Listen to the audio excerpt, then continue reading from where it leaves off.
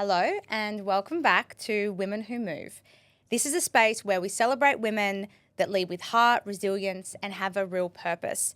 Today's episode is a little bit different, and I'll be honest with you, I am super uncomfortable, but I think in the best way, which is cool. Usually it's Holly and myself that are asking the questions and sitting across from some really inspiring women, hearing their journeys and their challenges, their wins, their losses.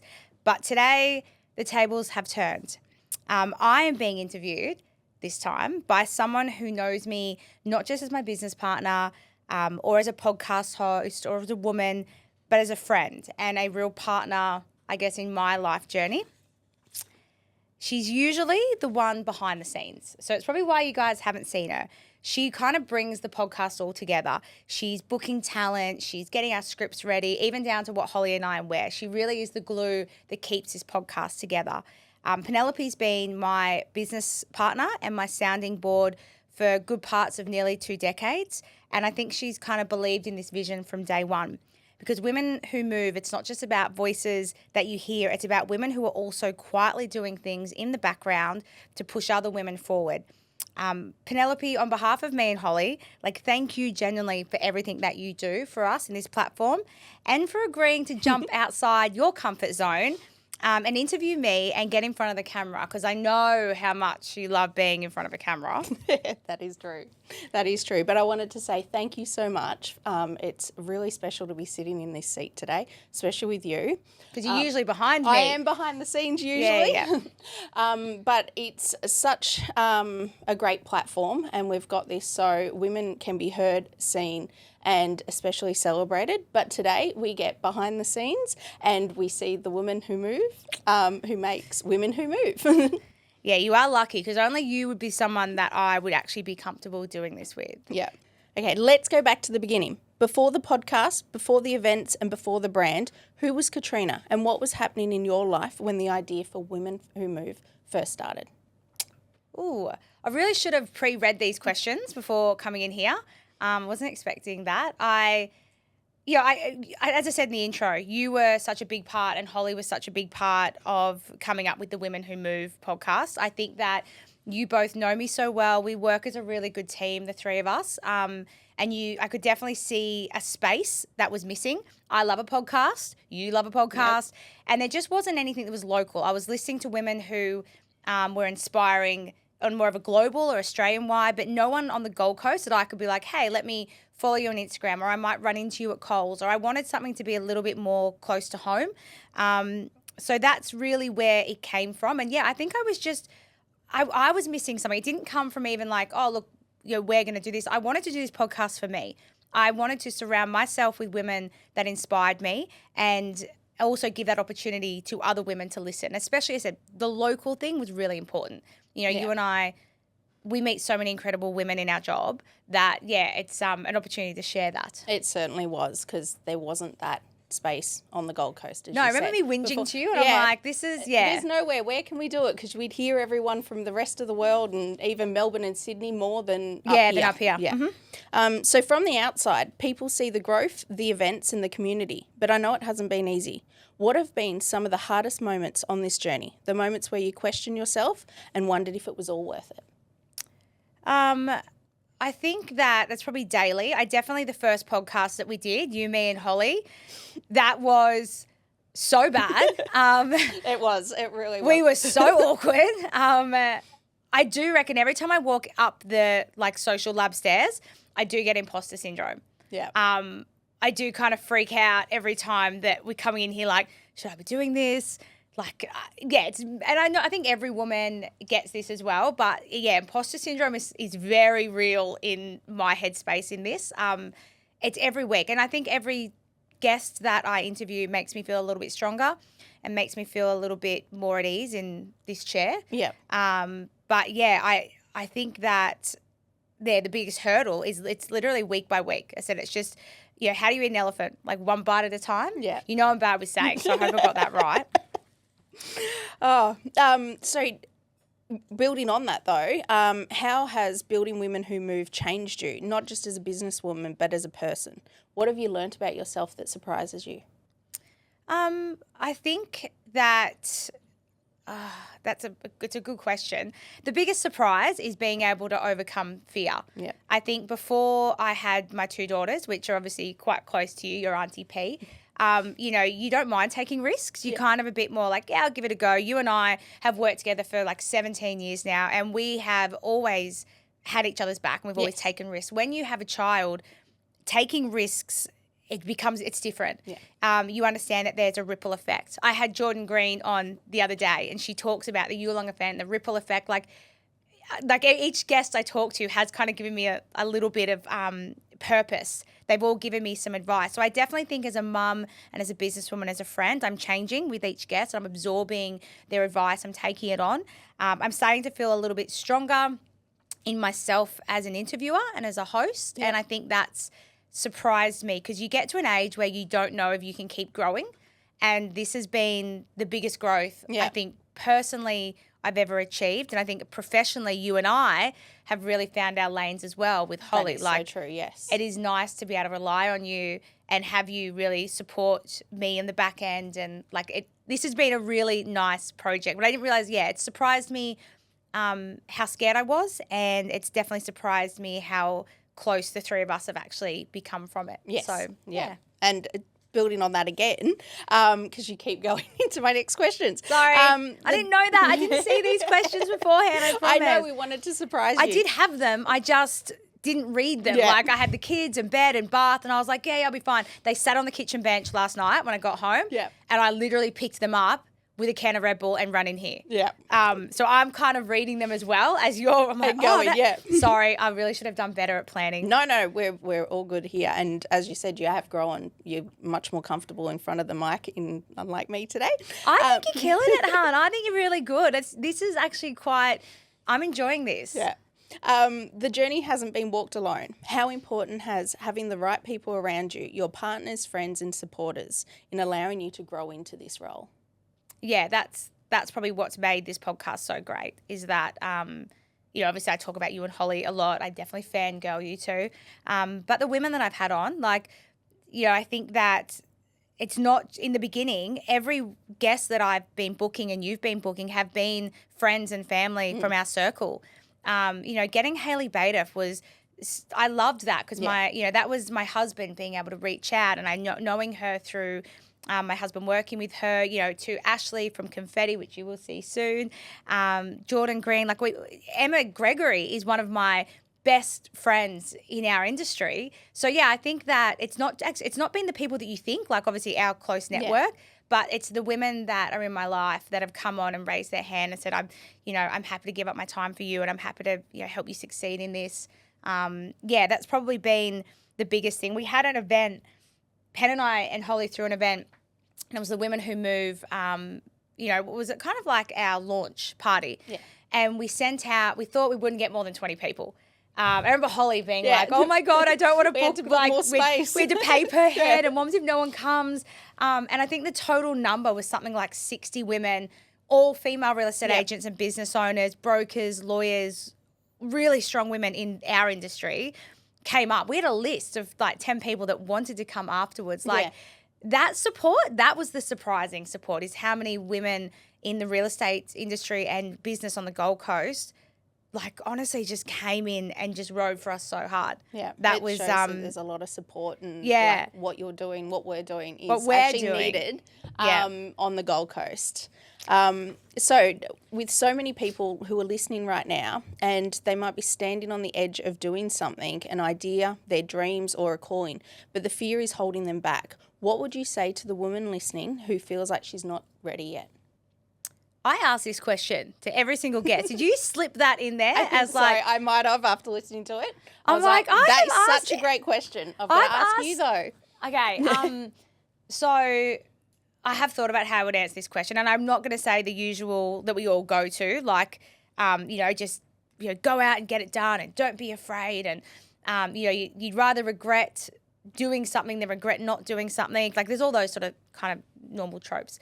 But for me, looking at the goals, the biggest wins that I've had in my life, bar my daughters, I would say if you're going to go out on your own, you're going to have any business idea or start something fresh or change or go learn and go back to uni, Get 1 or 2 solid girlfriends that are going to keep you accountable. Get 2 or 3, even just one, mate. Like, I don't even, it's, just one person that you can confide in and you can tell them, and don't make it be your partner. Don't make it be your mother or your brother, or it can be a guy friend, but I personally would prefer girlfriends. But get one good girlfriend that you can say, hey, this is my plan. This is what I'm going to do. Can you just keep me accountable? Can you be my cheerleader? Can you be, that counselor? I think that's the difference with you, me, Holly, and now even Jade, how she comes on. I don't mind trying something different when you feel like you've got someone who's going to catch you when you fall. And I think that we rely sometimes on our partners or our family too much. You don't ever underestimate a really good girl gang. Yeah. I'm trying to teach my daughter Sophie at the moment. I'm like, mate, having a good best friend or a couple of good girlfriends, you can conquer the world. You can. You definitely I think that would definitely be like, find a good friend and just say, hey, mate, I'm just going to need you to help me and hold my hand on this journey. That's I think makes a big difference. That it does. So when you look around at the future of Women Who Move, what do you hope this community continues to become? And what legacy do you hope it leaves behind? I really think that I'm not really concerned about legacy, to be honest with you. I guess what I want this community to become is something that I and you and I never had, 15 years ago. I want this to be a community where women can really rely on each other, lean on each other. On the bigger scale, I'd obviously want the podcast to be something that can motivate and inspire women. But the events, like after having the event that we had last month, I want to continue to do a couple more events where women on the Gold Coast can network, get together. There's no competition. Yeah. There's no bitchiness. There's just there to support one another. I found at our last event, there were so many women real estate agents who get along so well and have so much fun together. And usually from an outsider, you'd expect it to be catty and cutthroat. And it's really not in our industry for the women.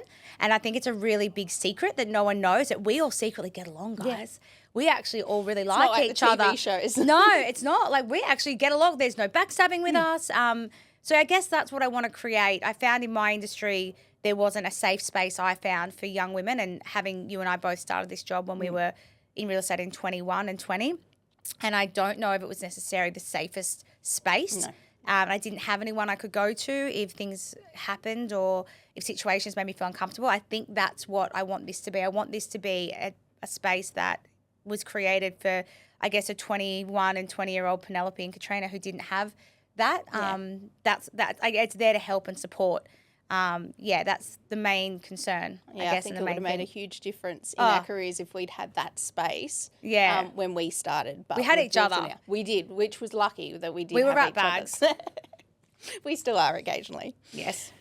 Every woman who's built something meaningful has faced moments where the hurdles felt bigger than the vision, whether that was self-doubt, setbacks, or the doors closing unexpectedly.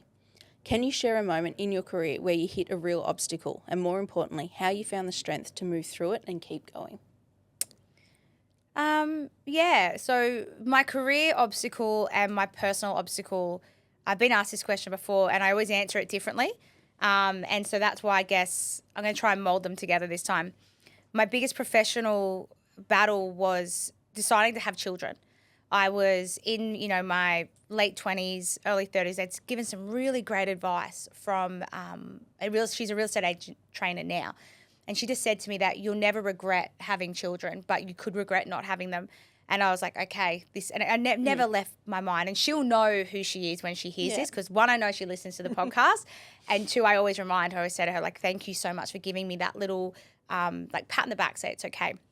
So I decided to have children, and obviously you and I had built this career. We're probably sitting on, 7 or 8 years. We were number one in our suburb. We were the number one in Queensland or Gold Coast for number of sales. Like, we were kicking some big goals. Yeah. And then I come to you and I'm like, I told you before I told my husband, I was like, hey, Pen, I want to have a baby. How are we going to do this? Yeah. Like, I remember you looking at me like going, because I was like, okay, but you're like, am I involved? I'm like, yeah, you are involved. We're ride or die. We're business partners. So that was the biggest hurdle, was figuring out, one, before you even worry about fertility, like, by the way, like, we have so much as women to worry about. Before I even worry if I can have kids, I got to work out, like, logistically. Yeah, keeping the business going, keeping the life going. So and everything. that was my biggest hurdle professionally and personally. And I had Sophie, I had to hide my pregnancy, I had to keep the business running. I really tried to navigate that situation. Then when I had Sophie, I had 10 days off and then went straight back to work. I don't recommend this to anybody. No. You always take the time that you feel most comfortable with. But that was my biggest challenge, is just working out how to give 100% to my business and my clients and give 100% to my firstborn daughter. And, when you first have a child, that is probably the biggest imposter syndrome. Like, you hop in the car and you're like, why are they letting me take this baby home? Like, you really are just like, am I supposed to be putting him in the car? You freak out the whole drive home. But yeah, that was the biggest struggle, was trying to balance that and just trying to feel like I wasn't failing on both sides. Yeah. And you did it so well. Like, you handled everything so well, because we were still so busy in our career as well. You were, honestly, I'm going to cry. You were amazing. Like, you were so good to me then. But to do it, and then that we had a huge auction right afterwards as well. Yeah, we did. And you handled that so well. She was on Sky News. And mate, do you remember that? We're literally being videoed, and Pen goes, are you supposed to be running around this auction 10 days post cesarean? I was so worried. We were Googling. You. We're like, is this a... Yeah, no. But that was my biggest hurdle, and I think, the support of you and my husband, and I had incredible leaders. Yeah. We had incredible leaders at that time, and a great support team around us. The PA that we had back then, I'm actually seeing her this weekend. She was amazing too. She was. She really handled everything. But yeah, I think that was just having people really hold my hand through it. But that was my biggest hurdle, was that time in my life. So I did it again. Yes. And I had another one. And we were much better the second time round. We were round. more prepared. We knew what to do. Yes. Yes. She did come out as a vegetarian and a redhead, so I do blame you somehow for that. That is true. It is funny how... you got me all emotion. Okay. Sorry about that. And it does go into, because we are shaped by the people who do inspire us, and sometimes loudly and sometimes quietly. Who inspires you the most, and what is it about them, the way they live, lead or show up, that has influenced the woman you are today? Remind me not to ask other people that question, because there's so many people. I didn't know who you were going to answer that with. That's the thing. It's you. It's Holly. It's Kim Atherton. It's my sister Jade, in her, way that she always can look at the bright side and, turn the other cheek. I guess today it's probably always been my mum. Yeah. My mum is a very strong woman and raised... I had a great stepdad, but I very much knew who was boss in the house. And so, she's definitely always inspires me. She said to me at a young age, I don't care what you do. I don't care if you clean toilets, but you better be the best toilet cleaner in the state. Like, doesn't matter what you do, just be the best at it. And, I think that I took that into our career in real estate. Definitely, because we are number one, and we've always been driven to be number one. I would go back to cleaning toilets, mate. Like, I love a good clean. Yeah. I love to stress clean. I don't know if anybody else is like, I don't know if that's a thing, but when I'm super stressed, cleaning or decluttering, definitely takes me off the ledge. You've been privileged of sitting down with so many incredible women already, each with their own story and impact. If there were no limits, no logistics and no barriers, who would be your dream guest to have on Women Who Move, and what does her story resonate so deeply with you? Okay. So there's two people, and I don't know if anyone, obviously I would love to interview Michelle Obama. That would be amazing. Exciting. Yeah. That was the first person that popped in my head, but I was like, this isn't realistic. And I'm also, I also think, what would she share to the women of the Gold Coast as well? One of the women that I really want to interview on the podcast is Rebecca Frizzell. Oh, yes. She's someone that I would absolutely love to interview. And, and I think, and an author, like someone like a Marianne Keyes, and I would love to interview anyone who had written a book. I find someone that does that, so inspiring. That seems like one of my biggest, to do that and to write that. And the authors that have written 10 or 15, that's something that I would love to get into their minds. But inspiring wise on a global level would, be Michelle Obama. But if you're listening, I would actually really love, Rebecca Frizzell. I have known her through kind of mutual allies for quite some time, and I think she would be such an inspiration. I think what she's done to the Gold Coast, what she's done for the Gold Coast Titans, her story would be something that I would really love to have on the pod. Yeah, and I think a lot of women would love to hear that as well. Yeah. See, watch this space. Maybe, hey, you're the one who books the talent. We're going to, Rebecca, watch out, we're going to come. Okay. Katrina, we're going to do a quick fire round, and this is no overthinking, just the first thing that comes into your mind. Are you ready? No, but yes. Yep, we're going to get it done. Okay, coffee or tea? Red Bull. Okay. Is this how this goes? How does this go? I haven't done this before. You're meant to pick one or the other, but Red Bull for you sounds exactly on point. A cold brew coffee. Yeah. Perfect. Early bird or night owl? It honestly depends. It depends on the day. And how many Red Bulls? And how many Red Bulls. Look, I love getting up early. I'm a massive early riser. I think walking on the beach, putting your feet in the sand, you do that every day. You taught me to do that. So I do love an early morning, but I am known to binge a TV show till midnight because I just need to know the end. So I guess I'm both. Book or podcast? Don't do this to me. No. Well, I have to say podcast, but I am reading at the moment. So my resolution this year I think it's probably 50-50. Yeah. One word to describe your 2026 so far. Exciting, brave. Yeah, the growth. Actually, no, growth. Sorry, that's it. Yeah. And we're not even in the first month yet. Yeah. Guilty pleasure TV show. I don't want to share this. No. Which Real Housewife is it? I know. I guess it's a toss up between the Real Housewives, but I've also, I do really love a trashy The Only Way is Essex. I have been known to watch a Jersey Shore. Yeah. Oh my God, I'm never going to live this down. I'm going to need to edit this out completely. No one's going to take me seriously ever again. Everyone's got the same ones. Your favourite way to celebrate a win? I do love a glass of Oyster Bay, Sauv Blanc, or a holiday with the family. Yeah, I do. We like to camp. So if someone's getting the caravan going away for a weekend, I do like to celebrate a good month with that because it's only 2 nights and you still pick up your phone and yeah. Yeah, but you get to some downtime as well. Okay, yes. Sneakers or heels? Mate, these are not. I know, it's really hard. I will say heels. Yeah. I'm a heels girl. Secret talent most people don't know about? I will tell you, you know this, but you've never heard it. I can sing. I'm not a great singer. I have heard that about you, yes. I've had way too many tequilas and karaoke'd with you, and that will be the first and last time you ever hear that. But I'm not terrible. I'm not terrible at singing. Yeah. I think the times that I have heard you actually sing, I've been just as drunk at the same time. Oh, so it doesn't. You remember, guys, 17 years working with Penelope. We've been to every real estate junction, awards nights. We've had some really fun times. Obviously now we don't. No. You're no. I'm not fun anymore. We used to be so fun. No, we just have priorities now, and hangovers take 3 days to get over. So we've had some really fun times when we were younger. Menacing around and keeping out of trouble. But then, karaokeing it. Yeah. Surface. And the last song you've listened to on repeat? Okay, so there's 2.